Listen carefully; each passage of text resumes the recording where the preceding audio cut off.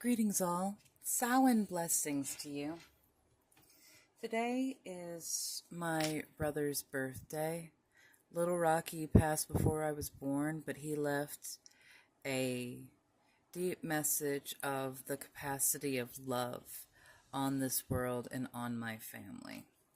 And so I'm asking my brother to be with me today. The message that I started to receive, being completely honest with you guys, called me out. And I want to deliver this message with as much love as possible. I pulled from the Lord of the Rings Oracle deck. Now, I have had this deck long before I started reading Oracle. I started reading Tarot and Oracle in about 2020. And I have had this deck of cards since I was about 8 years old. It's been in my house. It was a gift to my mom from one of her best friends. The cards that came out for you are Helm's Deep, and at the bottom of the deck, the Shire, as well as the Hobbits were underneath the Shire.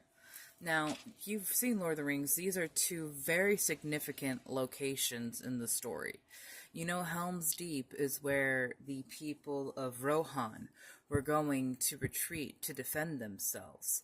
But in an attempt to hold off in that perceived safety of their sanctuary and fortress, they pinned themselves against the wall.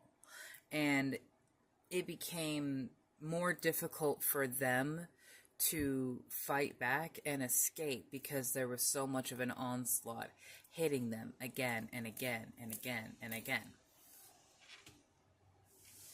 The Shire carried the other side of that message, where, in fact, the Shire's isolated location in Middle-earth protected it from a lot of the wars, but it also kept the people in a state of blissful ignorance. Now, the hobbits were incredibly kind, resourceful, and simple people. They wanted their happy life. They wanted their full pantry. And if you are anything like me, that is exactly what you want in this world too. You want a place where you are safe, where you are secure from the rest of the world. And like the Bagginses, you don't have to be ignorant to what's going on out there to enjoy those pleasures. Bilbo was able to enjoy so much of Bag End after he got back from his adventures with Thorin. And Frodo himself enjoyed Bag End until it was time for him to leave. There was that place of reprieve after the battle. And so I know that that is what we are wanting, but we are still currently in this battle, and it is one that we have self-imposed because we crave and desire this long-term peace and sanctuary, that we have supplemented it with artificial things, low vibrational things, and things that fill the lull, but it's like when you have a leak in your car, you have to keep putting in that fluid so that you have to keep working. A quote came into my mind while I was preparing for this. "You've spent too long in the Midnight Reef." Now that came from the game Subnautica, but Subnautica themselves was quoting a song called, I believe it was Holy Diver, or the band is Holy Diver. And the essence of that song was, as a traveler, as a wanderer, you went about to other towns, to other planets to fix what was there on, simply because it was on your path, on your journey. It's like when you walk into Falkreath for something and you know that you can just tick off a really quick objective real quick by taking the ashes to that one high elf. While you're there, you could just get it ticked off while you're on the way. But a lot of times we get distracted because, myself included, if you are that person that just goes and inserts yourself into a situation with an attempt to fix it, it is usually because you have a holy concept of yourself that you can fix these things, that it is your purpose to fix these things. And you may be right, but it is not your sole purpose, and it is not that event that you have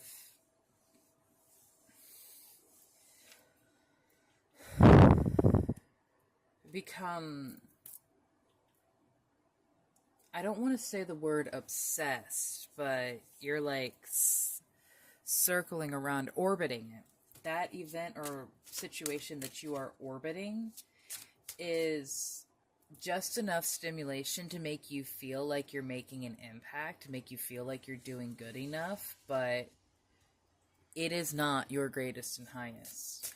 Universe of the Oracle, what are we allowed to know about this distraction, this challenge? Sorry if I may sneeze. Eye of the God. Protection. So, that is gorgeous, by the way.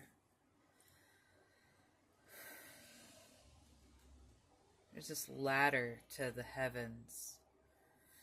It reminds me of this short that I had seen, La Luna, with the grandpa, the dad, and the son, and it's their job to change the moon phase. And the grandpa had his one way of doing thing, the dad has his one way of doing thing, but the son had to find his unique way of doing things.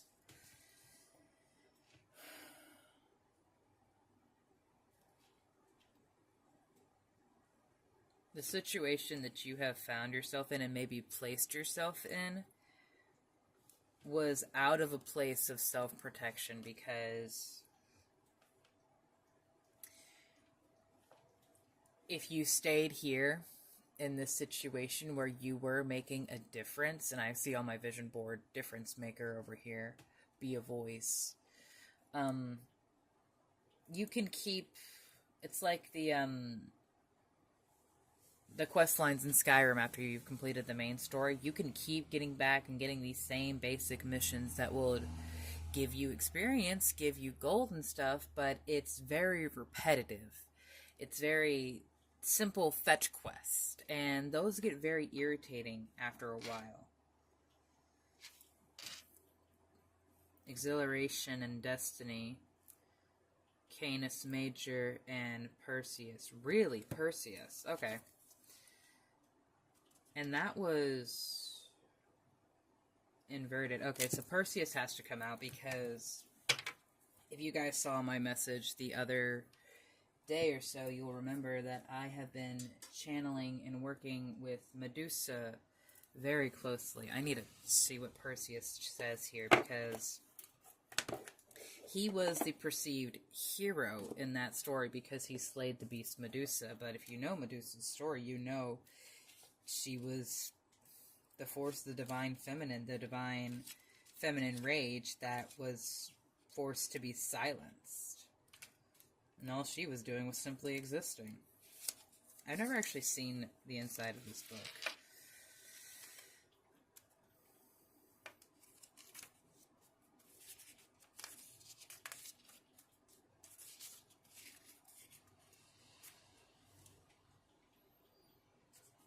You can be the hero in your own life. You can obtain the tools you need.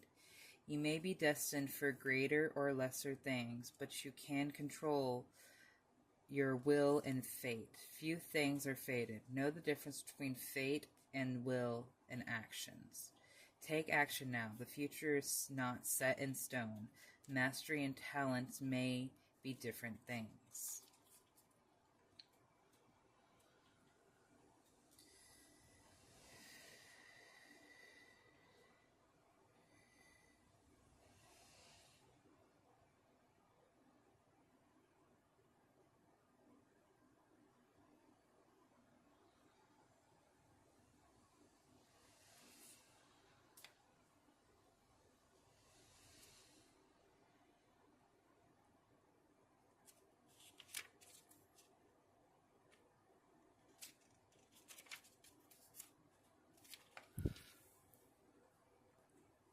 Sorry for the long pause. I'm going to try to edit that out. So,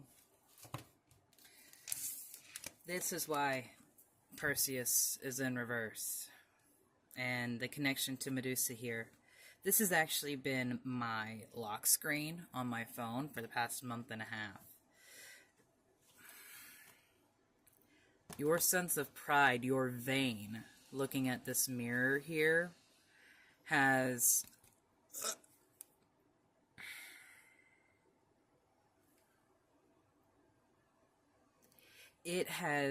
imprisoned and trapped, because Perseus's mother was imprisoned and trapped so that she would not get pregnant and give birth to him because Zeus was paranoid. Your pride has kept you from your destiny because your sense of safety and security was greater than your desire for freedom, was greater than your wish for release. And I do speak for myself when I say that I could blame it on being a Taurus. I could blame a lot of different things. But the point is, I was not pushing myself to heal because I didn't want to go through that next level of pain. I was complacent in where I was. I was sitting in an area, sitting in an energy of low vibrational, I don't want to use the word shame, but that's one thing that wants to be applied to myself, and I'm working on not being so harsh on myself. You are awakening, and don't feel like this isn't for you. If you've been on this path for a while, you can go through an awakening many, many times, my love. It doesn't matter if it's your first ego death or you've been doing this for a while. Your pride has been a very strong force in your life. You might have a lot of fire signs or fire energy. You probably are a very passionate person like myself. Amplification, crystals in reverse. I love this because my business revolves around crystals and crystal energy.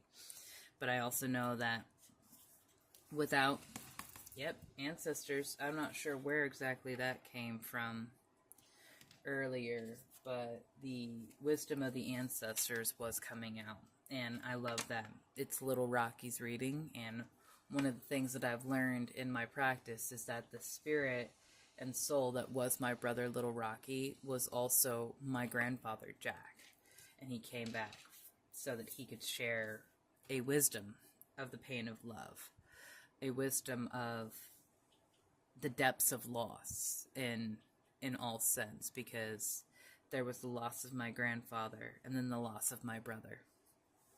But all of that taught a deeper, more beautiful capacity of love.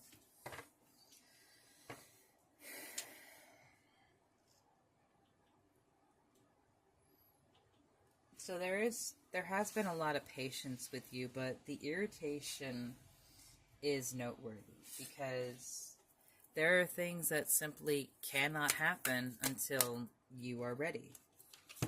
But because you have been clinging to the situation where you wanted to feel safe, where you felt like you were in control, because this looks like a steering wheel, you have prevented this shift. You have prevented a change that has been trying to happen. It has been trying to come in, and it is going to continue to make your situation more and more uncomfortable, more and more unstable, more and more unreliable, until you finally bite the bullet and do the work yourself. And I know that's not easy. It's not fun, and it's certainly not going to be an enjoyable experience, but it is what needs to happen. Because you can't sit on this throne of quickly burning passion like that. It's like when you run into a really energetic person, but they are just all talk. They're like, oh yeah, I could do this, and I have this going on, and I do all of this, but when it comes to doing the work to fulfill that in the 3D, they either get complacent, lazy, or scared. And I have been all of these things. So please don't feel like I'm calling you out or insulting you. I don't share anything that I myself have not experienced unless it is specifically coming through for me to be the deliverer of that message. Ask for help is something you have not been doing. It is going to require you to be brave to look at what you have been hiding from. To look at what you have been avoiding. And it's like things are still happening around you. Things will still continue working around you. It's not going to slow down just because you're pussyfooting around. Give spirit something to work with. If you don't know what you're asking for, then start journaling. Start talking to yourself. What is it that you want? What happiness can you find when all lights go out? What is it that you do that brings yourself back to center when you feel like giving up? Oh, fresh start. Yes, that's what we need. You're trying to break free. So why are you staying in a place that you know is fucking toxic? It's like when the smoke is coming in. I don't play shooter games, but I've seen enough of them. It's like when the smoke is coming in on the end of the round. You have a small circle to get into, and you got to keep getting in here. And yeah, it's going to get more dense when you get in there because everything is more concentrated. Everything that has lingered, everything that has survived is going to come face to face to you. But all that smoke out there, that's Silent Hill.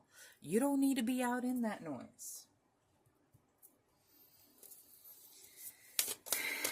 Divine abundance. I'm asking my ancestors for help here. You've not been trusting your intuition. For whatever reason, you feel like you can't trust yourself. Maybe because you know it would cause a chain reaction that your ego or your soul feels you're not ready for. But, honey, you're never gonna be ready until you start feeling things out. Outrageous openness. Please remind yourself that you are worthy of this. You are love itself. You don't need to improve. You don't need a magical sword and a shield to take care of this. You got this. Stop telling yourself you don't. Freedom. This is what you've been working for. This is what you've been asking for. Because you're so scared of getting hurt again, you've just kept yourself in a fortress, and the dangers are still there. They're still coming for you. So when I was shuffling this deck, an interesting thing happened. So you guys know the Shire was the bottom of the deck, and then the Hobbits was beneath them. And then there was this section that was flipped over, and then it's normal again. So I want to see what's here. So the wolves here was face to face with the Lady Éowyn. If you remember from Lord of the Rings, she's the one that actually slayed a ring wraith. He's like, no man can slay me. I am no man. And so yes, you've faced many, many wolves. Literally one of the ring wraiths that she killed. I hadn't seen beneath here, and Hestia is dreaming about things. You face demons after demons.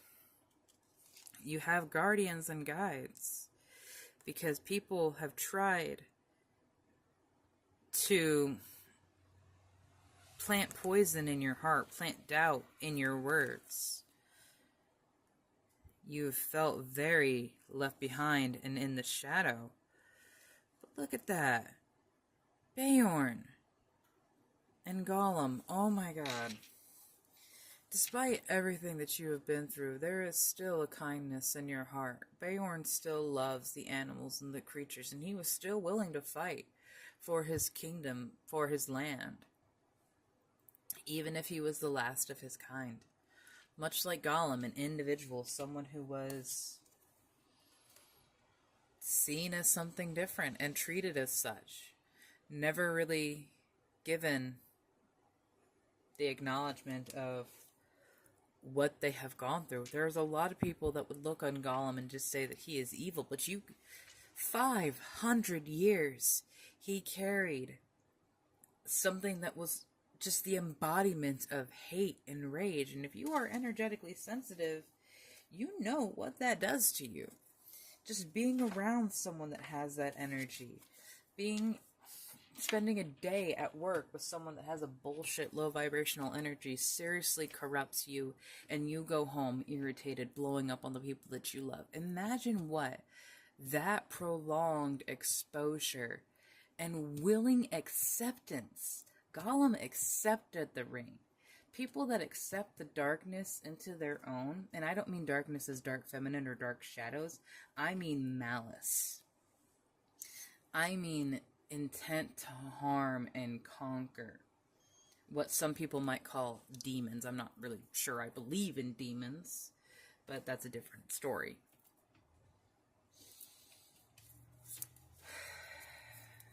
People that choose to embrace the most evil parts of themselves,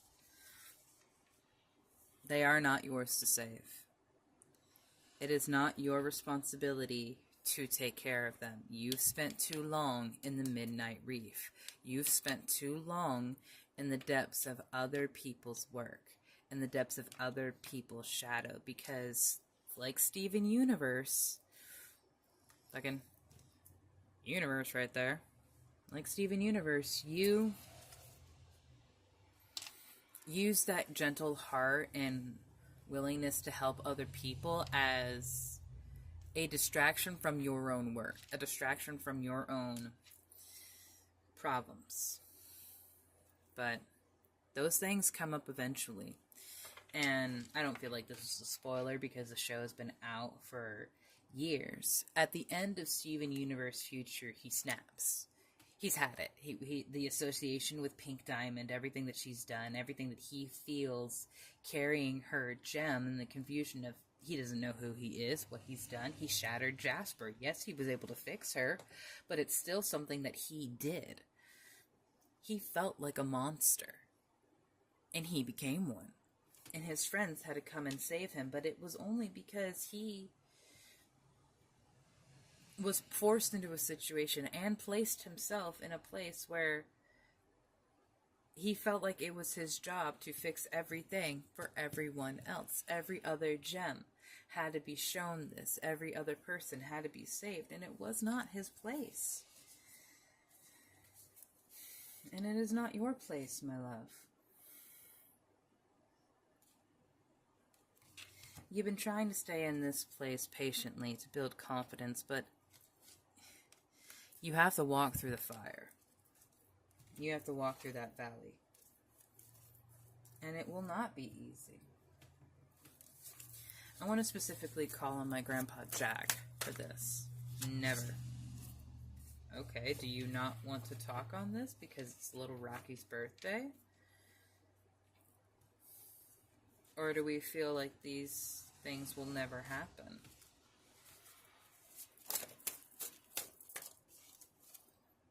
End of the road. Don't charge.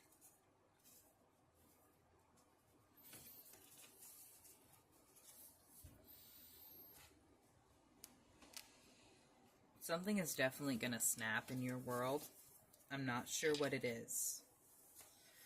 But you're being asked to not run away from this challenge. You've retreated as far back as you can. And it was out of a sense of love. But it was preventing you from doing the work. Yes, princess, prince, however you identify. Ooh. So this might have been an issue in your family's life or something that didn't happen that really should have. And that might be one of the things that are coming up. And it's not your job to fix, especially like your parents' relationships, people's relationships with each other. It will consume you entirely. You will lose yourself if you make yourself the one that fixes everything. If you make yourself, it's very dominant childhood trauma. I've expressed my feelings about that relationship, but if it does resonate for you, then that is excellent. There has been a lot of distraction in your world. What is cut over here? This is sitting weird. Lighten up and give. You're being asked to remember that life doesn't always have to be so serious. Yes, there are hard things happening, No, it is not easy here on Earth, but you can always find time to laugh, be silly, and have fun. And it is so important that you do so. Absolutely. You have to find some way to make this not suck ass. And it may seem like toxic positivity to some. Mother Gaia is coming here as a recycler. You can give any energy to Gaia, and she will take it, and she will clean it, and she will give you something in return. We are infinitely connected to one another, just as we are to our Great Mother and the universe that birthed us all. If you can make that connection, if you could draw the lines from your body to the Earth's core, to Gaia, and from that core to every other person, to the universe itself, there is so much healing that you can do. And I don't mean to bring up like connecting to other people as a oxymoron to what I have been saying of don't fix other people, don't heal other people. Your presence is healing to other people, and that is why you are so addictive. That is why you feel a sense of empowerment when you are around people. But solar plexus here, universe, it's giving jester energy. It's like people enjoy being around you because of the reactions that you have or the impact that you have. And yes, you are legitimately helping, but they could just see a dancing fool. Cosmic flower, the core of which we pour our magnificence onto the earth. It activates our remembrance of the place that we call home. Yes, Spirit is trying to call you home. That place of connection, that place of power. You are a miracle in this world and the next. And something that has been stubbornly held onto, especially with the Four of Pentacles here, is being let go of, and it has been trying. We need your permission right now to bring all this out. And yeah, that means that a lot of what you have right now could fall apart and be lost, but honestly, is what you have right now what you want? Is what you have right now everything you desire? And if it is not a holy hell yes, it is time to release. It is time to give. Let go of that bitter, stubborn pride that says, this is the best I've ever had, so this is the best that I will get. I need to stop telling myself I deserve more because I haven't gotten it yet. Why the fuck would I get it now? You are closing off so much because you feel like you can't trust yourself because of what other people have laid down upon you. When you are a healer for other people, you have to make sure you are practicing your own energetic hygiene and not clinging to others' negative energies. I was venting to my business mentor the other week, and I didn't want to do this because it's like energetically vomiting on someone, and that's not nice. It's not fair. But he insisted because I had to get this out, and he was like, I'm gonna go smudge, I'm gonna go meditate. You are good. Release this to me because you cannot hold on to this. And I was very grateful to him for that. Divine Feminine is the energy of receiving. And that is what you are being asked to lead into right now. Samhain blessings to you all. I hope you take this time to release. We are waxing into a full moon that is going to be invoking the energy of Taurus. So whatever you are trying to manifest in your three-dimensional world, whatever you want, allow yourself that musing. Allow yourself that joy. And maybe journal to yourself about where you have been holding yourself back, where you have been preventing your own destiny from expanding. And it won't be easy, but nothing worth it will. And I'm so very proud of you, my friend. Have a beautiful day.